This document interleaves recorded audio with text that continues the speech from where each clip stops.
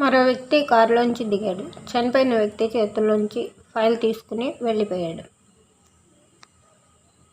హైదరాబాద్లో సాయంత్రం 5:30కి ట్రైన్లో నుంచి దిగుతుంది ఒక అమ్మాయి. చేతిలో 2 బ్యాగులు. ఆ అమ్మాయి మొదటిసారి హైదరాబాద్ వచ్చింది.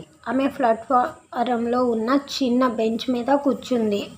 ఆమె స్నేహితురాలైన అమ్మాయి కోసం ఎదురు చూస్తూ ఉంది. బాటసారులంతా ఆ అమ్మాయి వైపు వింతగా చూస్తున్నారు. అందరూ నన్ను ఎందుకు అలా చూస్తున్నారు అని అనుకుంటూ భయంగా, అమాయకంగా, బెదురుగా అలానే కూర్చుని ఉంటుంది. అంతలోనే ఓ అమ్మాయి పరుగున వచ్చి మధు అని గట్టిగా పిలిచింది. ఆ పిలుపు వినగానే సంతోషంగా వెనక్కి తిరుగుతుంది. పరిగెత్తుకుంటూ తన స్నేహితురాలైన దీపు దగ్గరికి వెళ్తుంది. వచ్చేసావా దీపు, నేను ఎంత భయపడ్డానో తెలుసా అని కన్నీరు పెట్టుకుంటుంది.